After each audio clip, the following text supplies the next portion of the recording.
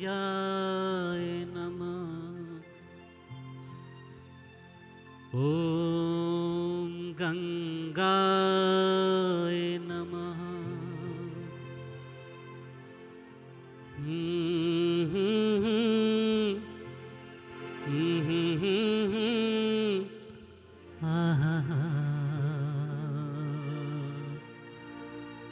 ओह पर सुगा मेड़रा सुगवा के मरबो धनुख से सुगा गिरे मूरझा ऊजे सुगनी जे रोएली वियोग से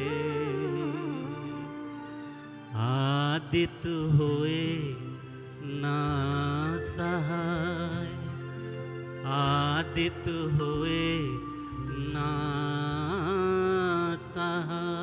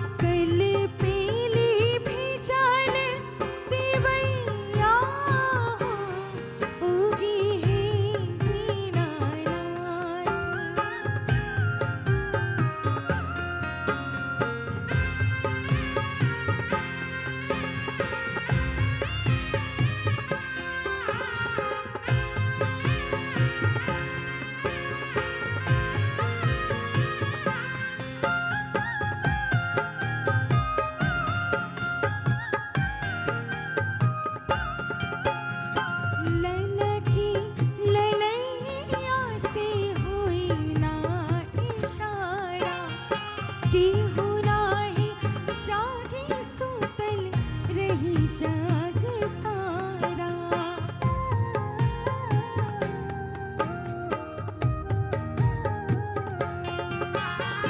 ललकी ललैया से हुई ना इशारा की हो राही जागे सुतल रही जाग सारा हुई ना सूरजमल सहैया हो उगी है दीनानाथ उगी है दीनानाथ कल पीली भी जाल दिवैया हो उगी है दीनानाथ उगी है दीनानाथ कटलों से कटना समैया हो उगी है दीनानाथ उगी है दीनानाथ उगी है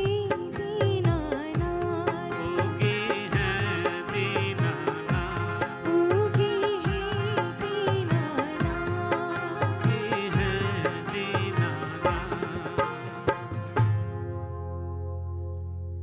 कार्तिक मास के षष्ठी को मनाया जाने वाला पर्व है छठ। सूर्य उपासना का ये लोक पर्व जो मुख्य रूप से बिहार, झारखंड, पूर्वी उत्तर प्रदेश और नेपाल के तराई इलाकों में मनाया जाता है। आज इसी छठ पर्व को लेकर हमारे बीच उसके पारंपरिक गीतों को लेकर उपस्थित हैं छाया सिंह जी। छाया सिंह जी का मैं हार्दिक स्वागत करता हूं। और इससे पहले कि मैं और कुछ छठ के बारे में जानकारी आप तक पहुंचाऊं, मैं चाहूँगा छाया सिंह जी और एक छठ का गीत, छठ के भजन हमारे बीच रखें। छाया सिंह जी।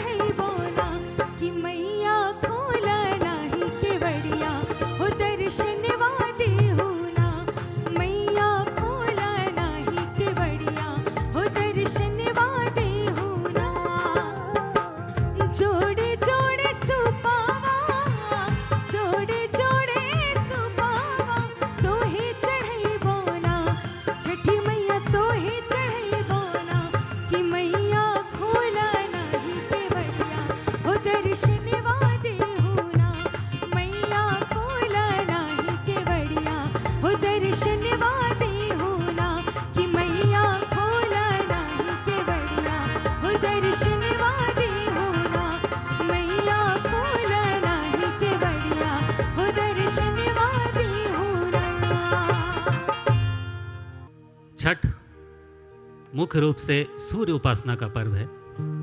हिंदू धर्म में जितने भी देवी देवताएं हैं उनमें सूर्य को हम मूर्त रूप से अपनी इन आँखों से देख सकते हैं।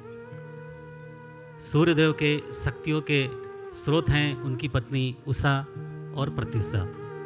छठ पर्व में हम सुबह के समय जो अर्घ देते हैं उसमें सूर्य की पहली किरण उषा को हम अर्घ देते हैं, और संध्या के बेला में हम जो अंतिम किरण सूर्य की जो अंतिम किरण है प्रत्युषा, उसे हम अर्घ देकर इस पूजा को संपन्न करते हैं। और मैं चाहूँगा छाया जी से कि एक और भजन आपके लिए आपके बीच रखें और फिर हम आपसे मुखातिब होंगे।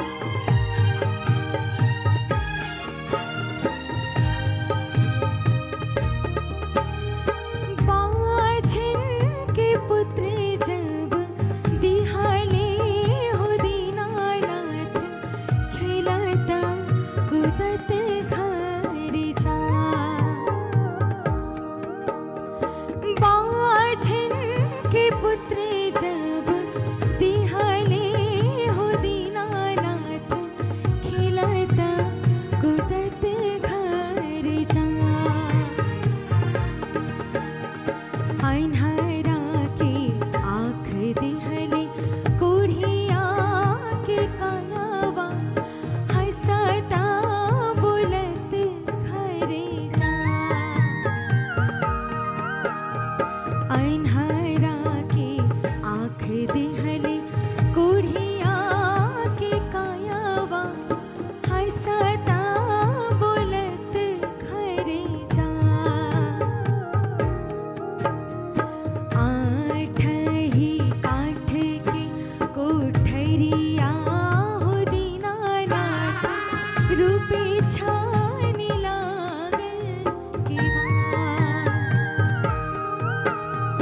ताही ऊपर चढ़ी सूतले ए हो दीनानाथ बाजन के बड़वा धैले